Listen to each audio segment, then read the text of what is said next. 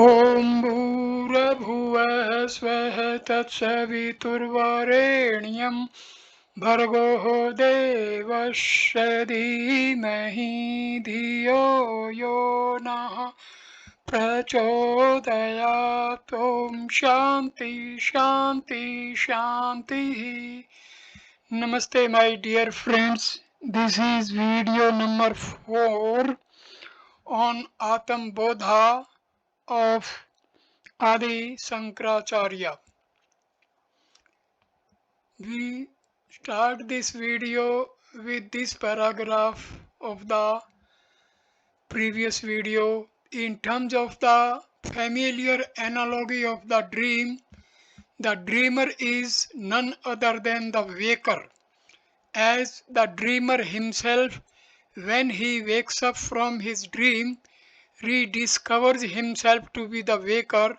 So too in the supreme plane of self-awareness and bliss, when all duality has ended therein, when I remain in my own real nature to understand, realize, and experience that bliss of self, Svarupananda, no other illumination is necessary. It is a question of one awakening oneself to that state of God consciousness, the selfhood. Video number, stanza number 30, verse 30. निषिद्ध निखिलोपाधि नेति नेति वाक्यतः विद्या एकम महावाक्यी जीव आत्म परमात्मनो. By a process of negation of the conditionings, upadhis, through the help of the scriptural statement, it is not this, it is not this, the oneness of the individual soul and the supreme soul, as indicated by the great Mahavakyas, has to be realized. The Vedic aphorisms, Mahavakyas, are one, that thou art two. This Atma is Brahma. 3. Consciousness is Brahma. 4. I am Brahma. All these point out the non-dual identity between the individual soul Jiva and the supreme soul Atma, since the reality behind them both is the one Brahma, the Absolute. In this stanza, the way to self-realization by a process of negation of the limiting factors of the individual, that is, the gross, the subtle, and the causal body envelopments, and also of the not self, anatma objects, as perceived by us in the outer world through these bodies, is indicated. This way leads the seeker on, and he ends in the ultimate realization that the individual soul is in its own real nature nothing but the supreme soul, Paramatman itself. The pure consciousness in me is the absolute reality, and this alone which is in you and in every other being is the self everywhere. The Guru imparts this truth as that thou art.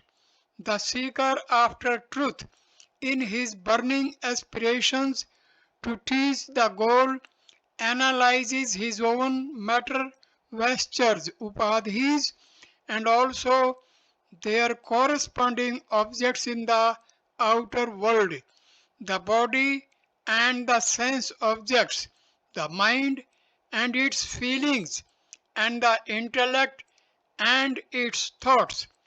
With his powers of discrimination, he rejects every one of them as not self. Time, space, and causality are also negated as perceptions of the mind and intellect. In this process of negation, not this, not this, neti, neti, when one has realized that one is no more any one of the non-self vestures, anatma koshas, within or without, the perception and realization of the one eternal truth that persists in every one of the objects becomes in him a living experience as the only permanent in the impermanent. The Mahavakyas are no more, the Mahavakyas are no mere aphorisms, but they are the golden keys which open the gateway to a richer experience which is beyond words and equally beyond the comprehension by our intellect. By a process of negation of the false and the assertion of the positive truth, one reaches the holy land of the full and pregnant spiritual experience. I am Brahma, Aham Brahmasmi. That in all the Mahavakyas there is an implied suggestion of plurality is a criticism that we generally hear raised by the Dvaitins against the Shankara philosophy. According to the dualists, the very Mahavakya that thou art implies in its two distinct pronouns indicating two different objects. That meaning the unknown goal to be realized, and thou meaning the seeker, and therefore there are the two aspects, the seeker and the sought, each having a distinctly separate existence. Two different things cannot be one and the same. Therefore, at best, a seeker can only keep a relative relationship with the ideal and can never hope to gain oneness with and be the perfection. Acharya Shankara meets this controversy by indicating that in the ordinary conversation we often employ this sort of a superficially dualistic declaration to indicate in a sense a non-dual factor. For example, this is that Gupta. Here, though two pronouns are used as this and that, they indicate one and the same Mr. Gupta. The difference is only in the conditionings around Mr. Gupta. That Mr. Gupta whom you met at Banaras in 1950 as a petty shopkeeper is this Mr. Gupta now we meet in Delhi in 1960 as a multi-millionaire. The conditioning factors around Mr. Gupta then and now are certainly different. Banaras is not Delhi. 1950 is not 1960. A petty shopkeeper is not a multi-millionaire. But when the conditionings are removed, the individual whom we met in the past in Banaras under certain conditions is the very same individual whom we are meeting today in a different period of time and place and under different conditions. Similarly, this jiva conditioned by the body, mind and intellect, bound by its own vasanas, tempted by an endless array of objects, going through a thousand sorrows and despairs, is the same as the unconditioned infinite, immutable Satchidananda truth. The Jiva, in its limitations and sorrows, can never be the all blissful, unlimited Brahma. But at the same, when the Jiva dissociates itself from all its matter embellishments, it gets relieved from its egocentric individuality and comes to experience the truth divine. The term Asi indicates this common denominator in both the Jiva and the Supreme. The infinite conditioned by matter is the Jiva that having transcended its equipments comes to rediscover itself to be nothing other than the immaculate divine. Verse number 31. Avidkam Sriradi Drishyam Budbud Vaksaram Etad Vilakshanam Vidya Ahem Brahmeti Nirmalam. The body, etc., up to the causal body, ignorance, which are objects perceived, are as perishable as bubbles. Realize through discrimination that I am the pure Brahma, ever completely separate from all these. The five layers of matter explained earlier are all vehicles for the life to express through. The gross body, the subtle body, and the causal bodies are all conditionings through which the consciousness, through a process of identification, expresses itself as an experiencer in the different planes of consciousness.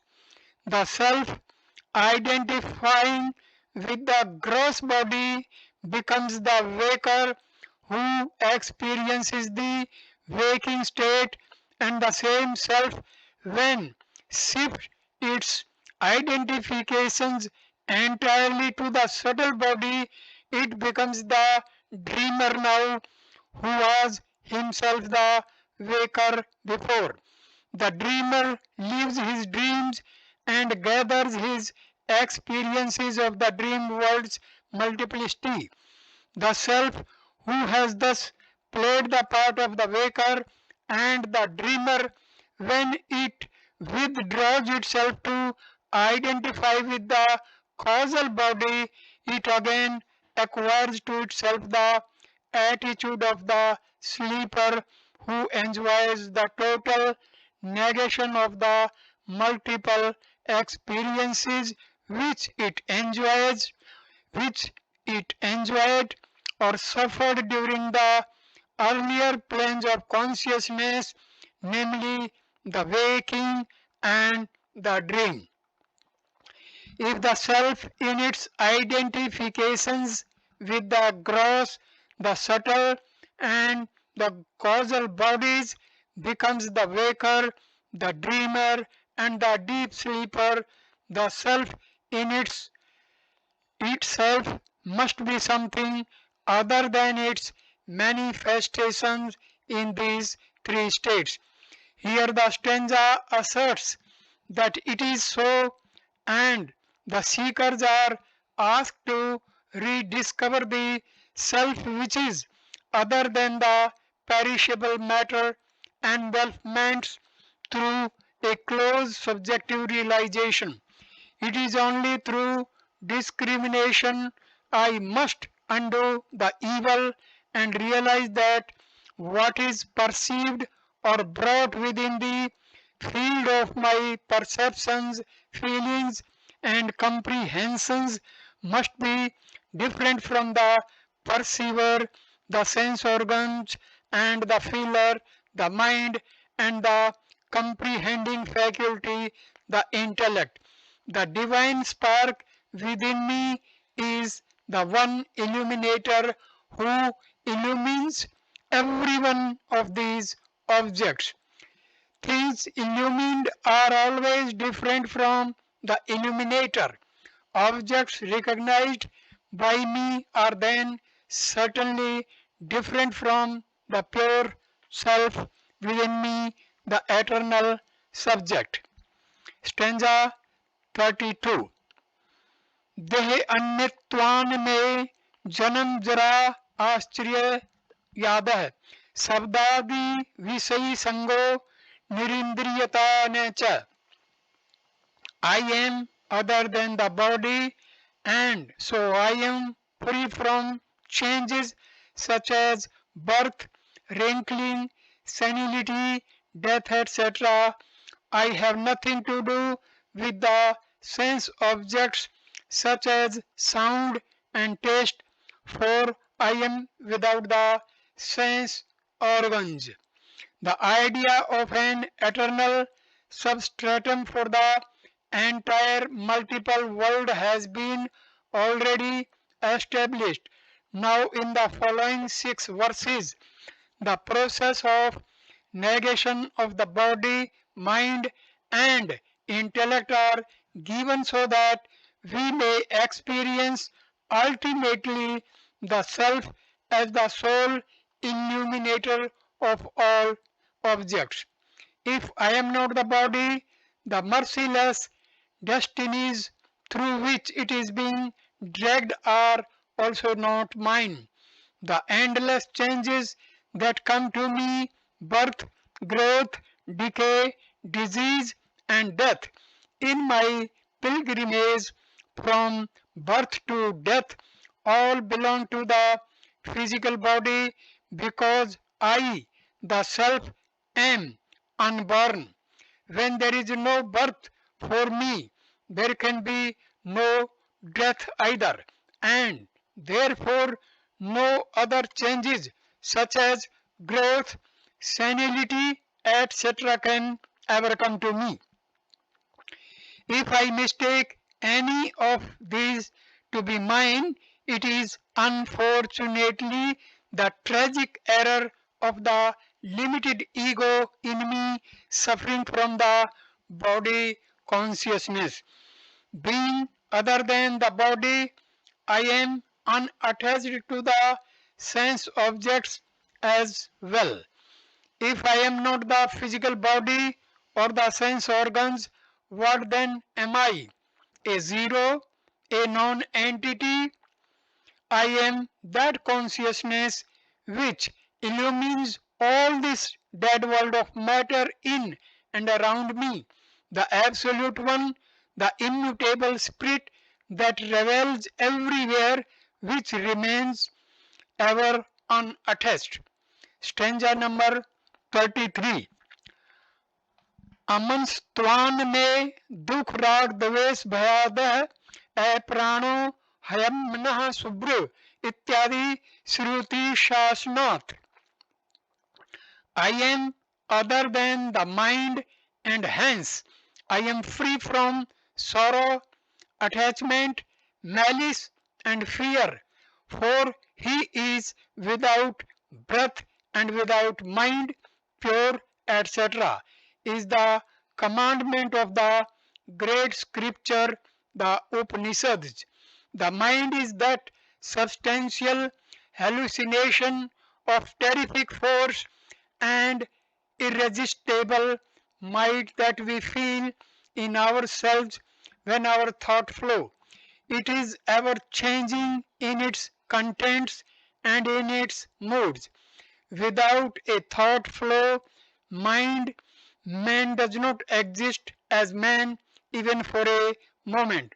All the same, I am not the mind, although I have a mind. My real nature is the self, the changeless, and the eternal. The idiosyncrasies of the mind are its own creation. The mind flourishes on thoughts, and thoughts gurgle from my own desire, acquired from my perception and experience of objects extraneous to myself.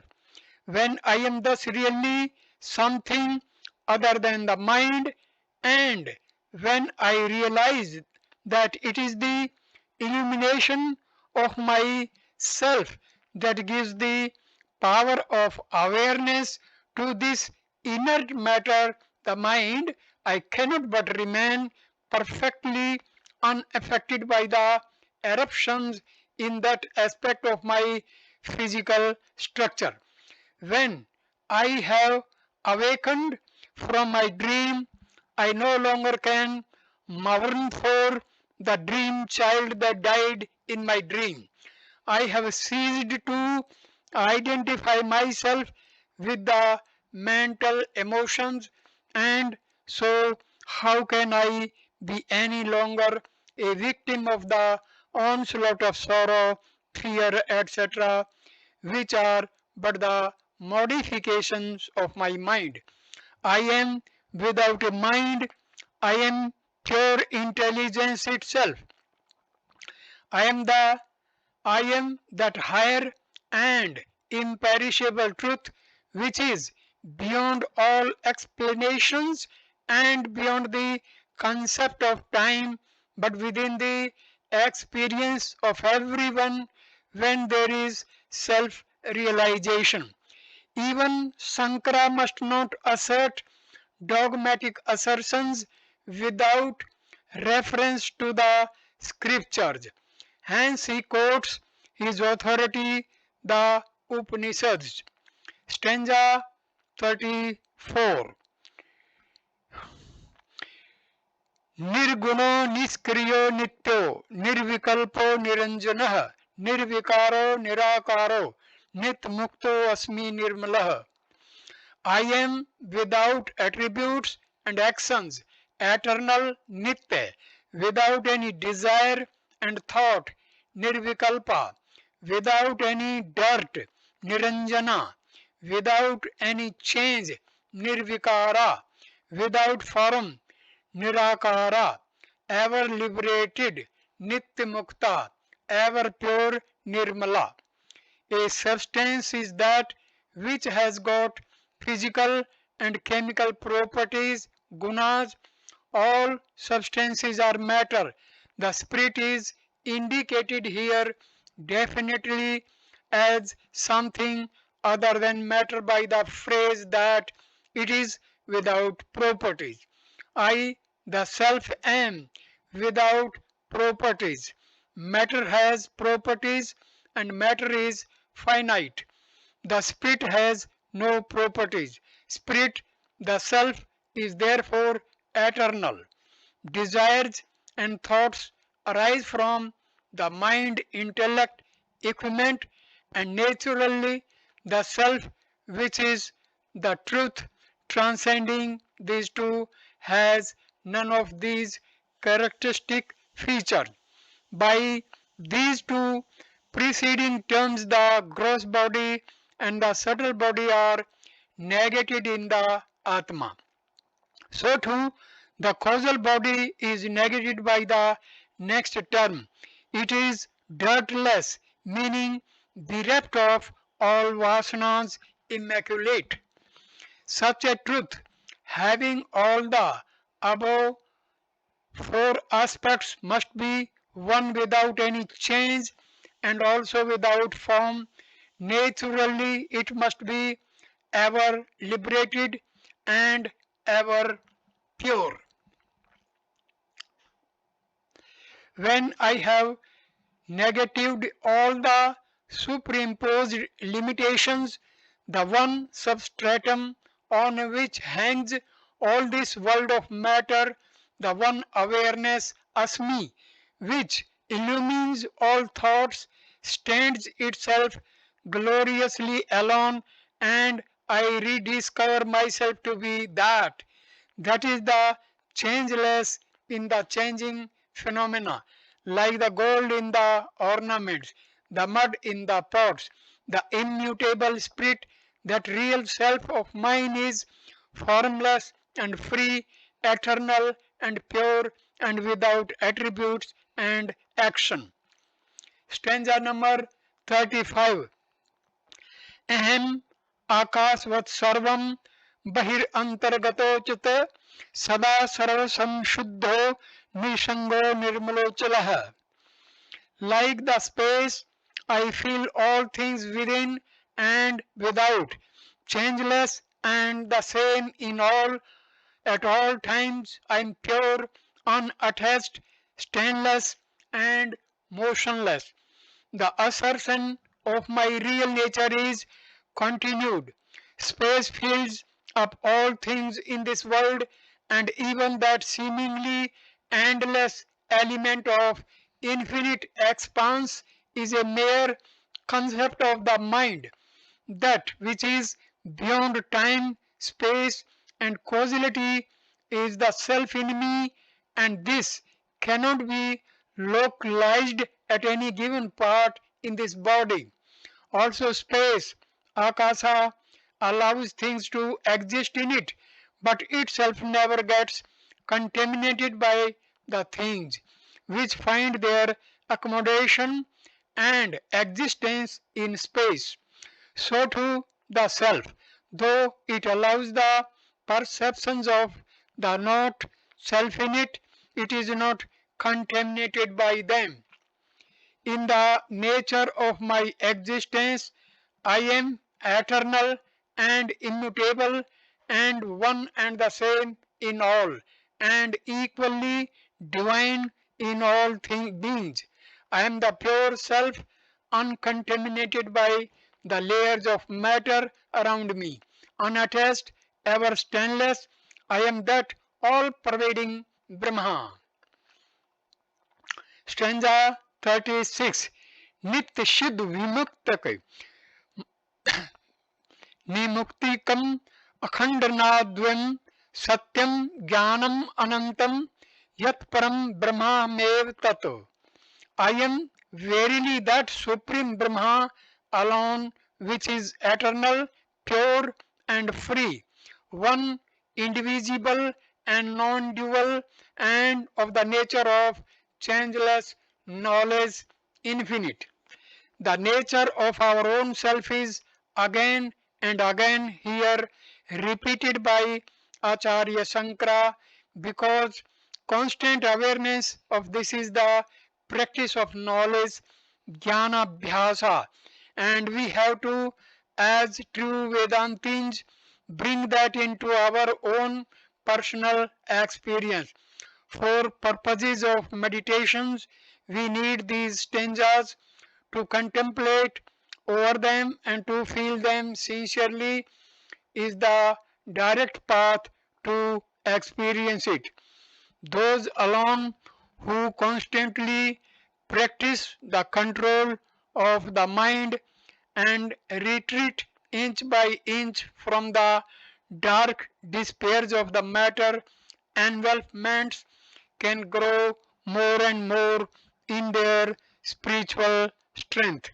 This brings the glow of the God consciousness deep into their hearts, and when the ignorance which causes the veiling of truth and the agitations of the mind has gradually weakened, and when there is no more the eruption of the self-centered egoistic thoughts of passions and sense impulses, we are awakened to the knowledge of the self.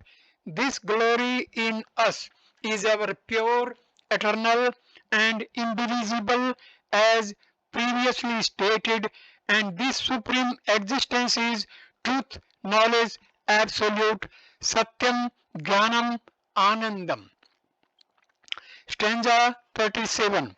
एवं निरंतरभ्यस्ता ब्रह्मैवास्मीति वासना हर्त्वा विद्या विक्षेपान रोगान्यव रसायनम.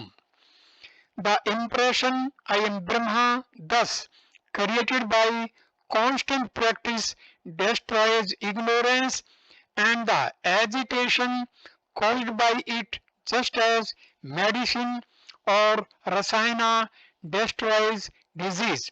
The knowledge of the identity of Brahm Atam, also above stated, when intensified by long reflection, destroys ignorance. just as medicine administered cures the disease and itself gets eliminated. Constant practice is emphasized because over a period of lives in the past, a lot of vasanas have accumulated and we have to get over them, and also we must eliminate all our attachment and identification with our body, mind, intellect, equipment. Here the seeker after truth should ever remember the detached nature of the pure self and thus come to give up all his identifications with his material seats and therefore all his egocentric misconceptions about himself. It is the ego, jiva, that brings an individual again and again to bondage, and it is the ego again that keeps him bound to the world of ignorance. When the duality is removed, when even the thought I am the Brahma is dissolved in all consuming knowledge of the self, there remains but one all absorbing experience of the one supreme self, eternal, infinite. This subjective experience alone is the final culmination of all spiritual seeking because the self is not an object of cognition.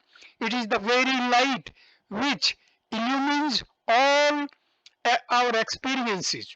So, by constant jnana abhyasa, we have to eliminate all the vasanas and the mind and come to experience that self which is our real essential nature, just as the medicine we take in of its own accord gets ultimately eliminated from us, so too the experience I am Brahma is also dissolved in that spiritual glow. So long as we are not asleep, we try to sleep, but when we reach sleep, all efforts end by themselves.